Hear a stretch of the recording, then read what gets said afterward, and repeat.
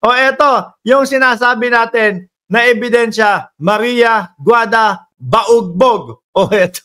Eto, kagaya niyan. Di ba? Ang Office of the naku, nagalit. Nagalit na. Uy, lost daw. Huwag mo nga kami bisayain dito. Lost daw, sabi ni Maria Guada Baugbog. Kagaya nito. Di ba? Hinagilap si Mary Grace Piatos. May nakita ba? Wala. Ayan po, mga kababayan. Philippine Statistic Authority. Di ba? Kagaya niyan. Maria Guada Baugbog. Hindi yung PhilHealth. Yung PhilHealth nga, sagutin nyo. Anong PhilHealth? Wala kayong ilinalabas na ebidensya. Yung Pangulo nyo, bangag. Pinakita po nila yung ebidensya nun, mga kababayan. Ano yung ebidensya nila? Gawa-gawa nila. Kamukha pa nung isang vlogger nila, mga bossing. Di ba? Janelle Van der Heijs. Eto, ganyan, may dokumento, may papeles. Di ba, mga kababayan? Yung grupo ko kasi ni Maria Guada Baugbog. Puro lang po puro lang mga kababayan, puro bintang lang ho. Hanapan mo ng ebidensya, wala. Pati si dating Pangulong Duterte, ganun din ang estilo, mga kababayan.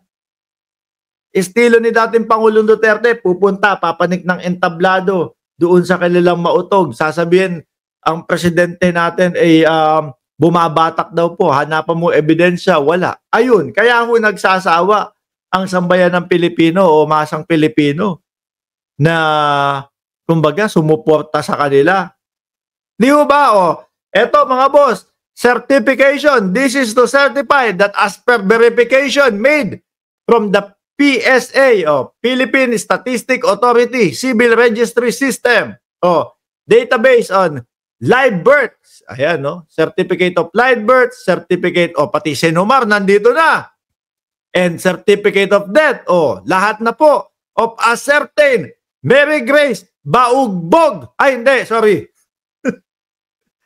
Mary Grace Piatos, based on the information provided, yielded the following result. Mary Grace Piatos, name, type of dokumento, ayan nga daw po, certificate of live birth, certificate of married, certificate of death, lahat negative, mga bossing.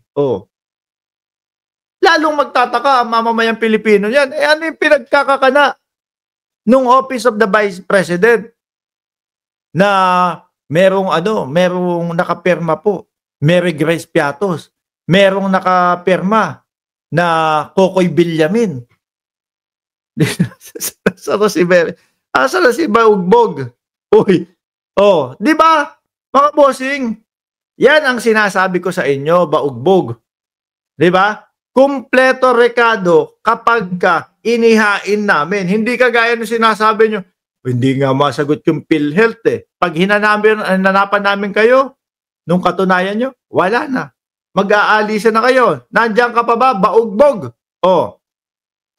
Tuloy natin. However, if additional information such as the name of parents and subject date and place of the vital event can be provided, we can search further. Yun ngang mga kababayan. Di ba?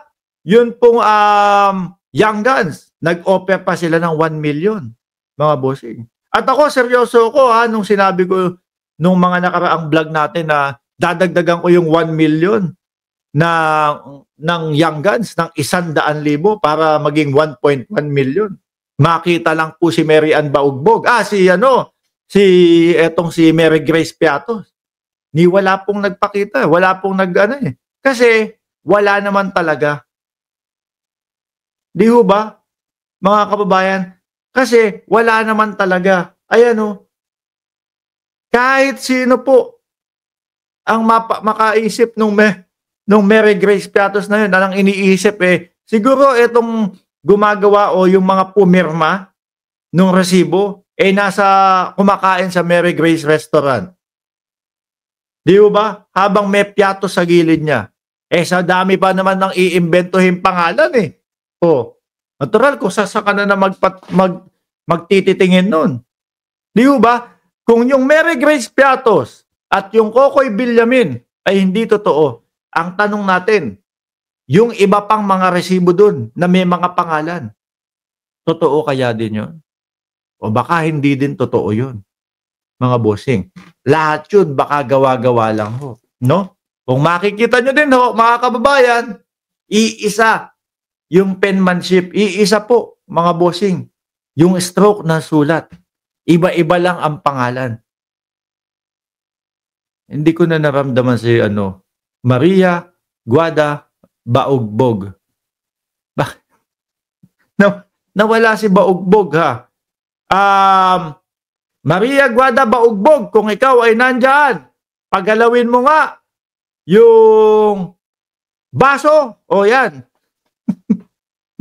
Nawala ata. Di ba mga bossing? Yan ang sinasabi natin. No? Madami po, mga kababayan, yung questionable doon sa panig nila. Madami po, mga kababayan, ang hindi nila kayang sagutin doon sa confidential funds na yun. Oh. Tapos ngayon, dagdagan pa ng problema ng Vice Presidente. Gigil po siya eh, no? Galit po siya, mga kababayan. Nung, ano tawag doon? Nung panahon na si Labs niya nga, no? Labs niya kasi chief of staff niya eh. Eh nakulong na ho, mga bossing, nanggagalaiti siya. Bakit to? Kasi hindi nila masagot lahat, no? Pero pinipilit silang sagutin, mga bossing. Oh. Ngayon, sa sobrang galit, nakapagbanta na sa Pangulo. Di ba? Nandito pa pala. Naku. Uy, ano na nangyari? Ba't ano yan, Bisaya? Bakit yan na? Kanina Tagalog. Para hindi ko na maintindihan. Huwag ka mag-alala. Ang naiintindihan ko, apelido mo, Baogbog. O, yan. At pagkagising ko sa umaga, baka masasabi ko pa, uy, si Maria Guada Baogbog nagko-comment sa aking live stream. O, di ba? Confidential. Oh, yun nga naman, di ba? Confidential nga eh. Magbasa ka kung ano meaning ng confidential. Oo, confidential. No? Para hindi malaman ng mga kalaban. Di ba? Yung mga mangyayari. Pero, saglit lang. Nasobrahan yata sa confidential at nag-imbento na lang ng mga pangalan ng mga kanilang binayaran.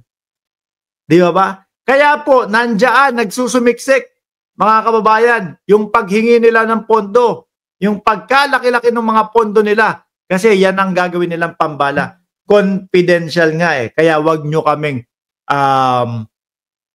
kaming investigahan, di ba? Dahil naku, Maria Guada Baogbog, pag-practice, bakit ako magpa-practice? English araw-araw ang sinasalita dito. Walang masyadong nagsasalita ng Bisaya dito.